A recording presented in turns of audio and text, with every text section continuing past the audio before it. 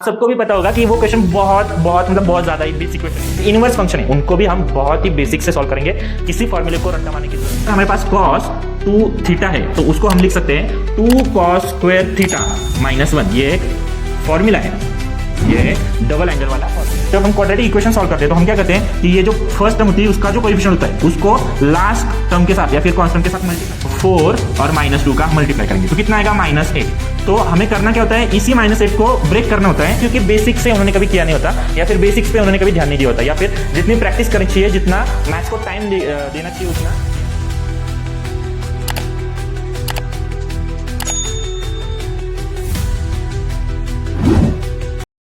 Hello दोस्तों, आज का लेक्चर होने वाला है गेम चेंजर, क्योंकि आज हम एक्सरसाइज 1.1 के लास्ट 3 क्वेश्चन करने वाले हैं। तो चलिए बिना टाइम वेस्ट किए हम लास्ट के 3 क्वेश्चन करते हैं। देखिए क्वेश्चन नंबर 5 क्या है। Question number 5, assume that f dash of 3 is equals to -1, g dash of 2 is equals to 5 and g of 2 is equals to 3। करना क्या है, y is equals to f of g of x, ये एक question दिया है और उसमें find करना है dy by dx, मतलब बेसिकली इसका क्या करना है, डेरिवेटिव निकालना है। तो let's see, take that y is equals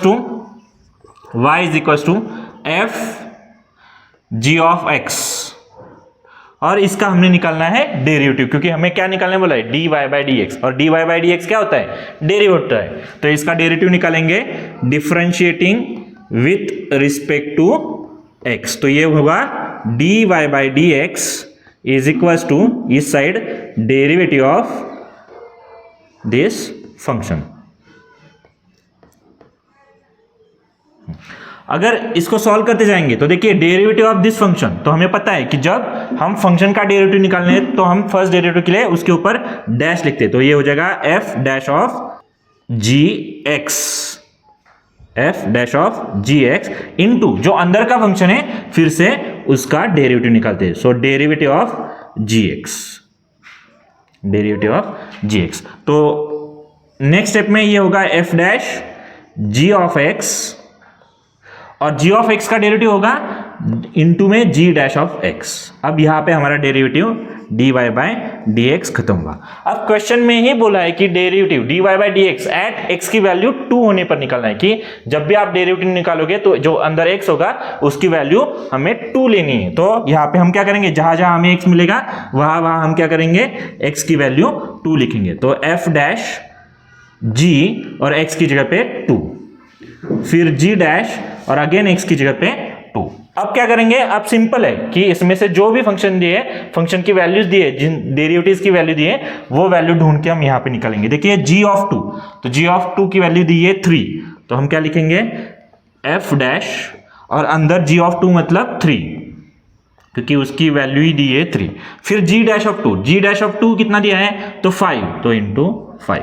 again अब f डैश ऑफ 3 हो गया, तो f डैश ऑफ 3 की वैल्यू दी है -1, तो ये -1 और आगे है 5, तो दिस इज 5 1 5 और ये माइनस, तो ये हो गया हमारा। देखिए क्वेश्चन नंबर 6, तो ये जो क्वेश्चन नंबर 5, 6 और 7, 8 जो है ये बहुत ही आसान क्वेश्चन है, लेकिन आसान इसलिए क्योंकि हमने ऑलरेडी पहले क्वेश्चंस ऑलरेडी हमने किए। तो जो भी पहले क्वेश्चंस करता है या फिर पहले के जो अच्छे क्वेश्चंस हैं उनको किया है, उनको ये क्वेश्चन नंबर 6, 7 और क्वेश्चन नंबर 5 ये सब इजी लगने वाले। तो प्लीज बाकी के क्वेश्चंस जो भी होंगे इस एक्सरसाइज के उनको कर लीजिए, उनकी लिंक मैंने डिस्क्रिप्शन में दे रखी है। तो let's see question number 6, if hx is equal to √4f of x plus 3g of x, और कुछ वैल्यूज दिए, f of 1 की वैल्यू 4, g of 1 की वैल्यू 3, f डैश ऑफ 1 की वैल्यू 3, g डैश ऑफ 1 की वैल्यू 4। तो हमें क्या बोला है कि h का डेरिवेटिव निकाल के वहां पे x की वैल्यू 1 लिख के हमें क्या करना है, वैल्यूज को फाइंड करना है। तो let's see, h of x is equal to √4f of x plus 3g of x। तो h डैश निकालना है, और डैश मतलब क्या होता है, डेरिवेटिव, तो निकाल लीजिए derivative, differentiating with respect to x। तो ये क्या बनेगा, डेरिवेटिव ऑफ, या फिर डायरेक्ट सीधा लिख सकते हो, of h dash of x is equal to इस side derivative of √4f of x plus 3g of x। और जैसे कि आप सबको पता होगा क्या कि ये अंडर रूट है, कि जिसने ये फर्स्ट टाइम देख रहा होगा उसको नहीं पता होगा, लेकिन जिन्होंने ऑलरेडी मेरे कुछ वीडियोस कवर किए होंगे या फिर 11th स्टैंडर्ड का बेसिक डिफरेंशिएशन भी आता होगा तो पता होगा कि ये अंडर रूट का फंक्शन है। और अंडर रूट एक्स का फंक्शन को हम क्या सॉल्व करते हैं, 1/2 अंडर रूट और अंदर होता है x, लेकिन यहाँ पे x क्या है तो ये पूरा 4f of x plus 3g of x, ये हो गया अंडर रूट का फंक्शन का डेरिवेटिव। अब हमें डेरिवेटिव निकालना है जो अंदर है, x की जगह पे जो एक्स्ट्रा अंदर है, क्या क्या है ये सब अंदर है, उनका एक बार डेरिवेटिव निकालना है। तो ये होगा 4f of x plus 3g of x। तो ये first term as it is क्या है, 1/2 under root 4f of x plus 3g of x। अब हम निकालेंगे इनका डेरिवेटिव। अब यहां देखिए, यहां पे हमारे पास टोटल 2 टर्म है, एक टर्म 2 टर्म, तो हमें डेरिवेटिव दोनों का भी निकालना होता है। ये तो बहुत ही बेसिक है। तो इसका डेरिवेटिव और फिर से इसका डेरिवेटिव, तो हमारे पास एक स्टेप अगर हम लिखना चाहते हैं तो क्या करेंगे, derivative of first term plus करके डेरिवेटिव ऑफ सेकंड टर्म। लेकिन यहाँ पे हम नहीं करेंगे, यहाँ पे सीधा सॉल्व करेंगे। तो 4 तो कांस्टेंट है, उसको बाहर निकालेंगे। तो कांस्टेंट इन द सेंस कि फंक्शन के साथ मल्टीप्लायर है, तो कोएफिशिएंट कह सकते हैं हम इसको, तो उसको बाहर निकालेंगे। और इसका f ऑफ x का डेरिवेटिव, तो f ऑफ x का डेरिवेटिव है f dash of x plus करके 3 को बाहर निकाल के g ऑफ x का derivative g dash of x, ये हो गया हमारा डेरिवेटिव।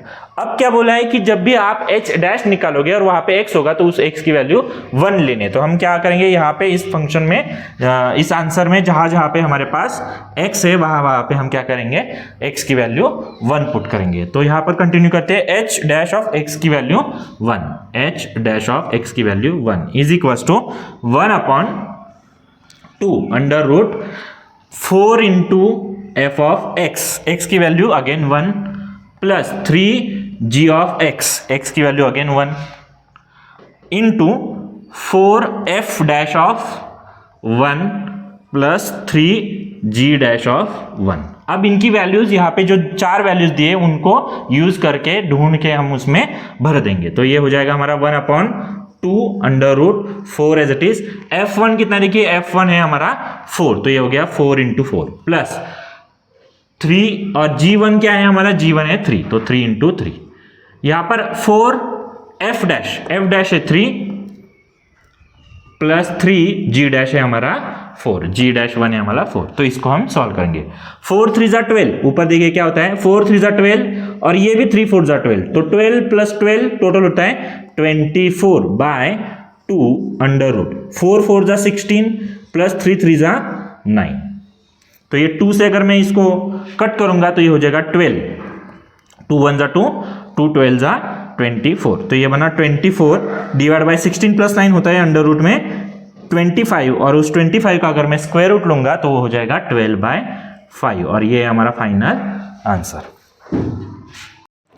क्वेश्चन नंबर 7, क्या है question number 7, find the x coordinates of all the points on the curve का इक्वेशन दिया है y = sin 2x - 2 sin x, और जो x है उसका लोकेशन दिया है हमें कि 0 और 2π, मतलब 0 360 के बीच में पूरे कहीं पर भी उसका लोकेशन हो सकता है। तो d और dy बाय dx की वैल्यू 0 दी है। तो ये क्वेश्चन हमको अभी सॉल्व करना है। लेकिन इस क्वेश्चन को सॉल्व करने से पहले मैं आपको कुछ बताऊं कि कुछ बच्चों को ऐसे मैथ्स ना बहुत ही टफ लगता है। वो इसीलिए लगता है क्योंकि बेसिक से उन्होंने कभी किया नहीं होता, या फिर बेसिक्स पे उन्होंने कभी ध्यान नहीं दिया होता, या फिर जितनी प्रैक्टिस करनी चाहिए, जितना मैथ्स को टाइम देना चाहिए उतना दिया नहीं होता। तो मैं आपको एक रिक्वेस्ट करूंगा कि जिनको भी अभी भी मैथ्स थोड़ा सा टफ जाता है या फिर इंटरेस्टिंग नहीं लगता है, तो प्लीज आप इस सीरीज को, जो ये 1.1 स्टार्ट किया है डिफरेंशिएशन को, उसको आप एक बार स्टार्टिंग से हर एक लेक्चर देखिए और उसके बाद देखिए, क्योंकि मैंने बहुत बेसिक से हर एक स्टेप को बहुत ही टाइम देके समझा है। तो आप प्लीज उसको देखिए, फिर देखिए आपको ये आसानी से आ जाएगा। और अगले वीडियो में मैं इसका जो सेकेंड पार्ट होगा 1.2, जिसमें हम इनवर्स फंक्शन उसको कवर कर लेंगे, उसका थियरी पार्ट, और फिर उसके ऊपर जो एक्सरसाइज होगी वो हम क्वेश्चन अगले वीडियोस में करेंगे। So let's back to the question, क्या है, find the x coordinates of all the points of this curve. तो सिंपली क्या करेंगे, इस कर्व के इक्वेशन को हम क्या करेंगे, पहले तो इसका डेरिवेटिव निकालेंगे। तो let's take differentiating with respect to x, तो ये बन जाएगा dy by dx is equal to derivative of sine 2x minus 2 sine x। तो अगेन यहाँ पे देखिए फर्स्ट टर्म सेकेंड टर्म, तो ये दोनों टर्म्स का हमें क्या निकालना पड़ेगा, डेरिवेटिव। तो अगर हम फर्स्ट टर्म का डेरिवेटिव निकालेंगे तो यह क्या होगा, डेरिवेटिव ऑफ साइन x। तो साइन x का डेरिवेटिव होता है cos x, लेकिन इस केस में x कितना है, 2x है, तो 2x है इसलिए वापस से उसका भी डेरिवेटिव, मतलब ये ऐसा होगा डेरिवेटिव ऑफ 2x माइनस यहाँ पे 2 को बाहर निकालेंगे तो sin x का डेरिवेटिव होता है cos x।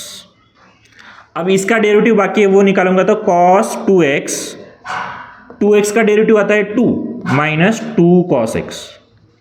इस 2 को अगर आगे लेता हूं तो ये बनेगा cos 2x minus 2 cos x ऐसे।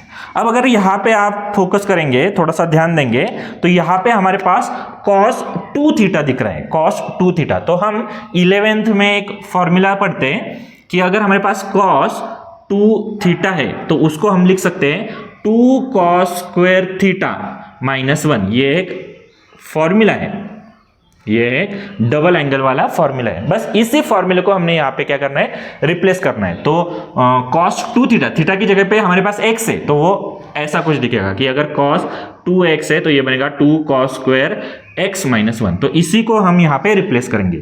तो ये 2 तो हमारा बाहर पहले से ही था तो उसको मैं ब्लैक में ही लिखता हूँ, और ये अंडर रेड लाइन वाला जो एरिया है उसको मैं इस फॉर्मूले के साथ रिप्लेस करूंगा। तो ये बनेगा 2 cos स्क्वायर x माइनस 1, फिर आगे का as it is minus 2 cos x। अगर यहाँ पे मैं इस 2 से अंदर मल्टीप्लाई करूंगा तो ये बनेगा 2 2 जा 4 cos स्क्वायर x, और 2 माइनस 1 इज 2 इंटू 1 इज 2, और ये माइनस 2 cos x। और इसको ठीक से अरेंज करूंगा, ठीक से अरेंज करूंगा तो ये बनेगा 2 cos square x minus 2 cos x minus 2। मैंने ये कांस्टेंट टर्म को लास्ट में लिया। ऐसा क्यों किया मैंने, क्योंकि अभी देखिए ये तो dy बाई डी एक्स हर जगह पे dy बाई डी एक्स आ गया, लेकिन dy बाई डी एक्स की वैल्यू कितनी दी है, तो 0 दी है। तो अगर मैं इस dy बाई डी एक्स की जगह पे अगर मैं 0 लिखता हूं तो आप यहाँ पे देख सकते हो कि ये क्वाड्रेटिक इक्वेशन बन रहा है कि पावर 2 पावर 1 और कांस्टेंट टर्म। तो ये क्वाड्रेटिक इक्वेशन अभी हमको क्या करना है, सॉल्व करना है। तो हम कैसे करते हैं क्वाड्रेटिक इक्वेशन, जैसे मान लीजिए ये cos है ही नहीं, इसको अगर x मान लिया होता है ये 4x square minus 4x minus 2 ऐसे बन जाता है क्वेश्चन। तो इसमें कुछ कॉम्प्लिकेशंस नहीं है, सिंपल क्वाड्रेटिक इक्वेशन है। अब जब हम क्वाड्रेटिक इक्वेशन सॉल्व करते हैं तो हम क्या करते हैं कि ये जो फर्स्ट टर्म होती है उसका जो कोएफिशिएंट होता है उसको लास्ट टर्म के साथ या फिर कांस्टेंट के साथ मल्टीप्लाई करते हैं। देखिए ये 4 है, यहाँ पे माइनस 2 है, तो 4 और माइनस 2 का मल्टीप्लाई करेंगे तो कितना आएगा, -8। तो हमें करना क्या होता है, इसी -8 को ब्रेक करना होता है, और ब्रेक करके बीच में जो कोएफिशिएंट है कितना है, -2, उसके जितना आंसर हमारा आना चाहिए। तो देखिए 4 2 जा 8, 4 2 जा 8 से ही हमें 4 2 जा 8 मिलता है। लेकिन अब साइन डिसाइड करेंगे। साइन कैसे डिसाइड होगा, हमेशा जो बीच में साइन है मतलब सेकेंड वाली टर्म है उसका जो साइन होता है वो हमेशा ग्रेटर नंबर को दिया गया है। दोनों में ग्रेटर कौन है, 4 और 2 में ग्रेटर है 4, इसलिए जो बीच की साइन है वो हम बड़े वाले नंबर को दे देंगे। ये एक हैक आप कह सकते हैं, उसको याद रखना है कि हमेशा ऐसे। अब देखिए 4 2 जा 8 होता है, ये माइनस और इसको मैंने प्लस मान भी लिया तो माइनस प्लस माइनस ये तो मैच हो रहा है। अब इसको मैच करके देखते हैं कि -4 और +2, इसको प्लस लिख दिया तो -4 + 2 भी कितना होता है, -2 भी होता है। तो इसका मतलब हमारा ये जो हमने इसके रूट्स निकाले या फिर जो भी इसके फैक्टर्स निकाले वो सही है। अब इन दोनों का यूज करके हम बीच वाली मिडल टर्म को क्या करेंगे, स्प्लिट करेंगे। तो देखिए क्या होगा, ये 4 cos स्क्वायर x -4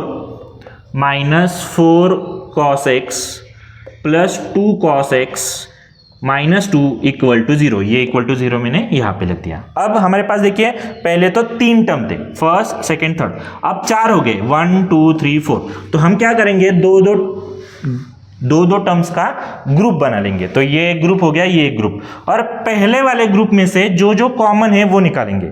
अब देखिए इसमें कॉमन क्या क्या है, तो 4 है, इसमें भी 4 है तो 4 निकाला। इसमें cos x 2 बार है, cos स्क्वायर मतलब क्या होता है, cos इंटू cos, तो मतलब cos है, इसमें भी cos है, तो इसका cos और इसका एक cos बाहर निकल गया, कॉमन निकल गया। तो इसमें से देखिए 4 निकला है, एक cos निकला है तो एक cos अंदर रहेगा, माइनस इसमें से 4 निकला है, cos निकला है, मतलब सिर्फ 1 बचा। अब हमें करना क्या है, ये जो ब्रैकेट है, ब्रैकेट हमने जो बनाया है वो ब्रैकेट एज इट इज आगे कॉपी करेंगे, एज इट इज आगे कॉपी करेंगे। तो ये बनेगा cos x माइनस 1। अब देखना है आपको कि इसके पास +2 है, फर्स्ट टर्म में देखिए +2 है, इसमें +2 नहीं है, तो सिर्फ आगे यहाँ पे +2 लिख देंगे और इक्वल टू 0। ठीक है, अब अगले स्टेप में क्या करेंगे, इसको मैं इरेज कर देता हूं। अगले स्टेप में हम क्या करेंगे कि जो ब्रैकेट में नहीं है, कौन कौन नहीं है ब्रैकेट में, देखिए ये 4 cos x ब्रैकेट में नहीं है और ये +2 भी नहीं है, तो इन दोनों का मिला के एक नया ब्रैकेट बना दिया। मतलब जो टीम में नहीं है तो उनको हमने क्या कर दिया, एक अलग ही टीम बना दी है। और जो ऑलरेडी टीम में है, देखिए कौन है, ये दोनों मतलब सेम ही ब्रैकेट है ना, तो उनकी ऑलरेडी टीम है या फिर ऑलरेडी एक ब्रैकेट है, तो उनको भी एक बार मैंने लिख दिया और इक्वल टू 0। अब क्या हुआ कि एक ब्रैकेट इंटू दूसरा ब्रैकेट इक्वल टू 0। इसका मीनिंग क्या होता है कि या तो पहला ब्रैकेट 0 है या तो दूसरा ब्रैकेट 0। तो इसको लिख दीजिए 4 cos x + 2 इक्वल टू 0, या तो ये 0 है और cos x - 1 इक्वल टू 0। इसका ये मतलब होता है। तो हम इसको सॉल्व करेंगे तो ये बनेगा 4 cos x is equal to -2, ये +2 को शिफ्ट कर दिया 0 की तरफ तो -2 हो गया, और इसमें से cos x इक्वल टू -1 को शिफ्ट कर दिया तो +1 बन गया। यहाँ पे देखिए 4 को भी शिफ्ट कर सकता हूं तो cos x is equal to -2/4, और यही सॉल्व करने से 1/2 बनेगा। 2 1 = 2, 2 2 = 4, और यहाँ पे देखिए cos x is equal to 1।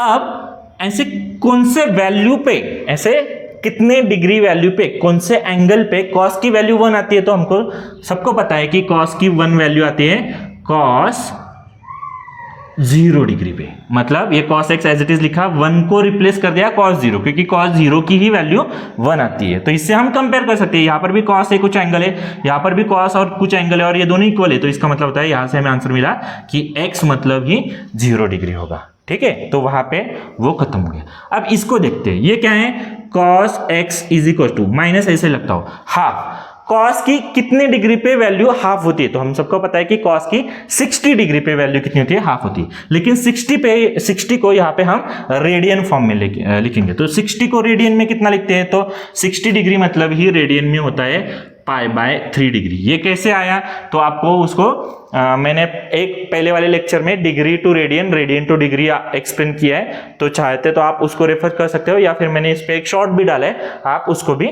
देख सकते हो। तो ये cos x is equal to minus, और ये हो गया π/3। अब इस π/3 को, ये -π/3 है, मतलब ये माइनस एंगल दिखा रहा है, हम इसको पॉजिटिव एंगल बनाएंगे, तो ये बनेगा cos x is equal to, इसको हम लिख सकते हैं, इसको cos π/3, और इसको हम निगेटिव एंगल से पॉजिटिव एंगल की तरफ जाएंगे, तो ये बनेगा cos 180 -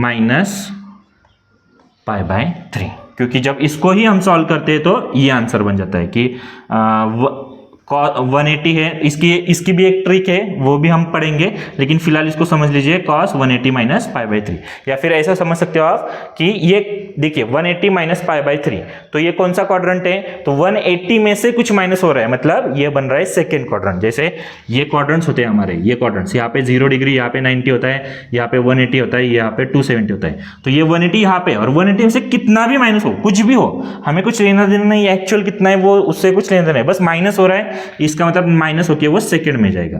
अब ये जो भी एंगल है वो सेकंड में, अब सेकंड में है तो यहाँ पे उसका इसमें कॉस क्या होता है, पॉजिटिव निगेटिव, आपको पता होगा, ऑल स्टूडेंट्स टेक कॉफी, ऐसा कुछ न्यूमेरिक्स होता है, इसको याद रखने का। तो ये स्टूडेंट, एस फॉर क्या होता है, साइन, और उसका इनवर्स कोसेक, ये दोनों ही सिर्फ पॉजिटिव होते हैं, बाकी सारे निगेटिव होते हैं, और हमें तो कॉस का देखना है, तो यहाँ पे कॉस निगेटिव, क्योंकि साइन और कोसेक पॉजिटिव है, तो कॉस यहाँ पे निगेटिव होगा, इसलिए यहाँ पे निगेटिव देखिए।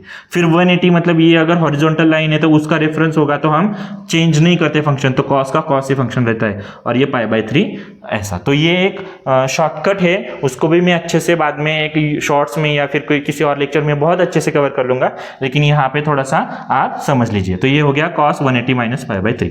अगर 180 - π/3 को सॉल्व किया, 180 मतलब कितना होता है, पाई वैल्यू होती है, तो इसको अगर आप सॉल्व कर देते हो, क्या कर दूं, यहाँ पे कर देता हूं कि पाई माइनस π/3, तो आपको मिलेगा 3 1 = 3, ये बनेगा 3 pi minus pi divide by 3, 3 pi minus pi is 2 π/3, तो यहाँ पे आपको वैल्यू मिलेगी cos इज 2π/3। इस 180 को आप चाहे तो पाई भी लिख सकते हो। मैंने 180 इसलिए लिखा था वो देखने के लिए बहुत ही आसान लगता है, लेकिन एक्चुअल कैलकुलेशन हमें रेडियन के ही फॉर्म में करना है इसको। ठीक है, तो ये बन गया cos x = cos 2π/3। अब वहां पे जो किया यहाँ पर भी वही करना है कि cos एक एंगल, ये एंगल और एक बीच में इक्वल लिखा है, तो इसका मतलब x की वैल्यू हो गई 2π/3। तो ऐसे हमारे पास x की वैल्यूज मिल गई 2π/3 और x की वैल्यूज मिली 0।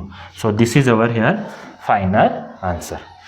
देखिए नेक्स्ट क्वेश्चन बचता है क्वेश्चन नंबर 8, लेकिन आप सबको भी पता होगा कि वो क्वेश्चन बहुत ज्यादा ही बेसिक क्वेश्चन है, क्योंकि उसमें क्या करना है, फिल इन द ब्लैंक्स जैसा करना है। तो प्लीज वो क्वेश्चन आप खुद कर लीजिए, उसको मैं होमवर्क की तरह आपके लिए छोड़ देता हूं, आप उसको सॉल्व कर लीजिए। बाकी अगर आपको थोड़ा सा भी कंटेंट अच्छा लग रहा होगा, कुछ वैल्यूएबल चीजें है, तो आप प्लीज इनको शेयर कर दीजिए। पूरा वीडियोस को देख लीजिए स्टार्टिंग से लेके, और मैं 100% गारंटी दे सकता हूं कि अगर आप फ्रॉम द फर्स्ट वीडियोस, पहले ही वीडियो से अगर सारे लेक्चर्स कवर करते हो, तो डिफरेंशिएशन का जो हम बेसिक जो कर रहे हैं, क्योंकि ये बेसिक है, आगे जाके थोड़ा सा एडवांस हो जाता है, क्योंकि इनवर्स फंक्शन, लॉगरिथमिक फंक्शन वगैरह उसमें आ जाते हैं। तो एटलीस्ट ये बेसिक तो आपका 100% पक्का हो जाएगा, और आपको डिफरेंशिएशन बहुत अच्छा लगने लगेगा, या फिर आपको इसको 100 आउट ऑफ 100 मार्क्स का चैप्टर इसको बना देंगे हम। तो आगे के जो भी है अल्जेब्रिक फंक्शन से, अल्जेब्रिक नहीं, लॉगरिथमिक फंक्शन से, या फिर एक्सपोनेंशियल फंक्शन से, या फिर इनवर्स फंक्शन है, उनको भी हम बहुत ही बेसिक से सॉल्व करेंगे। किसी फॉर्मूले को रट्टा मारने की जरूरत नहीं पड़ेगी, हर एक फॉर्मूले को समझेंगे कि क्या करना है, कैसे करना है, और उसकी इतनी प्रैक्टिस करेंगे कि वो शुरू में प्रैक्टिस करते करते ही आपके लर्न हो जाएंगे। किसी को रट्टा मारने की, किसी को कुछ करने की जरूरत नहीं होगी। सिर्फ आपसे एक ही रिक्वेस्ट होगी कि प्लीज आप इनको जितने हो सकता है, आपके जितने फ्रेंड्स होंगे उनको शेयर कर दीजिए। और जल्दी इसी चैनल पे हम स्टैंडर्ड 10th का मैथ्स और स्टैंडर्ड 11th का मैथ्स भी जल्दी शुरू करेंगे। तो प्लीज आपके ऐसे कोई दोस्त होंगे, आपके भाई बहन होंगे जो 10th और 11th में पढ़ रहे होंगे, तो आप उनको भी ये चैनल रेफर कर सकते हैं। Thank you.